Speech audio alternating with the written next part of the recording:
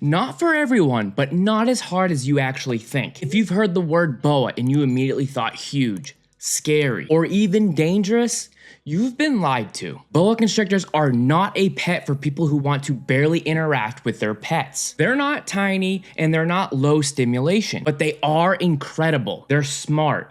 They're curious. And they're calm when properly raised. And when I say calm, I mean calmer than most ball pythons I've even handled. Sydney here isn't the most calm, which is why I have her on camera. So if you're thinking about getting a boa constrictor or you want to learn more about boa constrictors, stick around. So first thing is first, boa constrictors are not created equal. There are two types of boa constrictors you need to know about. One, the BCC, the true red-tailed boa constrictor. They're from South America, Suriname, Guyana, Brazil, Colombia, Peru. These snakes are absolute showstoppers. Deep red tails, crisp saddle patterns, and they are slow growing beauties. The pros, they're stunning. They are a work of art. They have the stunning looks, a slower metabolism, they're slower growing, but they do get larger. And they're often a lot calmer, captive bred. The cons, they get really big compared to the BCI. 8 to 10 feet easily, females reaching more than 11, 12 feet. They need more humidity, they need more space, and they need more patience. Then you have the BCI. Think more Colombian morphs. This is what you'll see at expos or even with breeders more often. The pros, they are smaller in size, usually about 6 to 8 feet with females getting bigger. They are a lot easier to find and there's a lot more morphs to choose from. Cons, they grow a lot faster, so your enclosure upgrades need to happen a little bit quicker. And some lines here like Sydney can be a little bit more feisty, but they do calm out with patience. We're gonna go over some more locality in their traits. Suriname, BCC, old contrast, and they are red tail royalty. Hog Island, BCI. They're smaller, lighter, and more rare. Nicaraguan, BCI. They often carry albino genetics and darker colors. Then you have the Sonoran BCI, dwarf-sized, and they're perfect for smaller homes. Here are some really popular morphs that you may have heard of. You have the IMG, the increased melanin gene. This means the snakes darken with every shed. Another popular one is VPI T+, the pink tan albino-like with red eyes. Motley Jungle Hypo. This is patterned in color modifiers. Then you have Sunglow, which is hypo with an albino. Bright, clean, high contrast. Then you have Aztec, Blood, Leopard. These are really high-end, sought-after morphs. So let's go over the size in the enclosures really quickly here. Babies are gonna need 20 to 40 gallons, or even a 4x2x2 for the really fast growers. Adults, 4x2x2 is the absolute bare minimum, but BCCs, you will definitely need something more than 6 to 7 feet. No questions asked. Your temps are going to be 88 to 90 degrees on the hot spot. You need an ambient overall temperature of 78 to 82 degrees. Night, it's fine to dip to 75, but not mandatory unless you're really breeding. Humidity.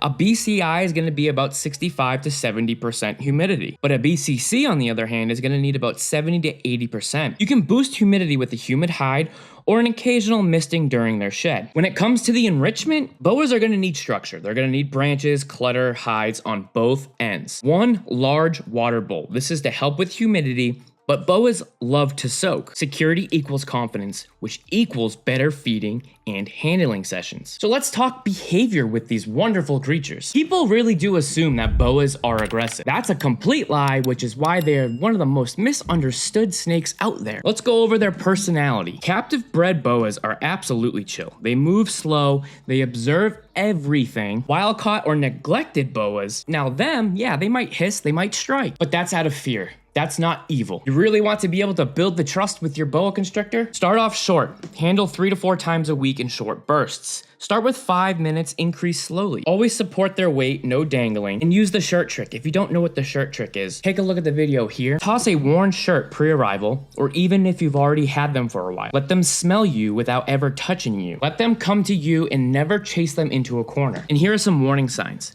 An S-curved neck, tense grip, tongue flicks are actually stopping. Back off, because that is called discomfort. Slithering calmly all over you or towards you, that's called trust. Here comes the feeding schedule and yes, seasonal fasting. Feeding with boa constrictors are absolutely simple. You're not force feeding any boa constrictor. Boas are great eaters if everything is on point. Feeding size equals the width of the biggest part of their body. Never power feed boas Boas will eat themselves sick. Boas will never refuse a meal. It's just how they are. So here's a feeding schedule you should definitely stick by. Babies every 7 to 10 days. Juveniles every 10 to 14. Subadults every 14 to 21. Adults every 21 to 30 days. So what is seasonal fasting? They call it breeding fasting. It's totally normal, especially with BCCs. They can go months without eating in the winter. If the body weight is stable and there's no illness signs, do not worry. It's just part of their breeding nature. So boas aren't just growing, they are kind of becoming your lifelong partner because they live for decades. So what does growth actually look like? The fastest growth is in the first 2 to 3 years, and they reach full size by 5 to 7 years old. So the average sizes for a BCI are gonna be around 6 to 8 feet. The BCC is gonna be about 9 to 10 feet. And then your dwarfs are gonna be anywhere from 4 to 6. And when I say decades, I mean decades because their lifespan, they're expected to live 25, 30 plus years. They are not a short-term pet. But here's a big thing that a lot of people wanna know. They don't really hear a lot about it. What's the cost breakdown look like? A snake could be anywhere from $150 to $5,000 plus. Depends on the morph. The enclosures can be anywhere from $300 to $500 plus, or you can go the grow tent route, which I do for all 15 of my boa constrictors. Monthly food and supplies, you're looking at 20, 30, 40 bucks a month. And then yes, I recommend you bring them to the vet, so you can probably throw in an additional $100 to $500 for yearly vet updates. So with that vet statement, boas are actually pros at hiding their symptoms. Here are some illness signs for you to look out for. Refusing food and losing weight. Check your temperatures. Boas never refuse unless husbandry is 100% off. Wheezing or bubbles. That's typically a URI, upper respiratory infection. You need to see a vet. Scale rot, mites, blisters, often falls on the humidity issues or substrate issues. Take a look, fix it. Lethargy or constantly soaking, there's something off and you need to go back to square one and figure out the root cause. Here's some mental stress signs. Glass surfing. Back and forth during the day, all night, back and forth. Constant hiding. You never see them even at night. And refusing food. Again, if a boa constrictor refuses food, it's a huge red flag, and it's usually all linked to poor setup. Fix the temps, fix the hides, fix the humidity, and fix the lighting.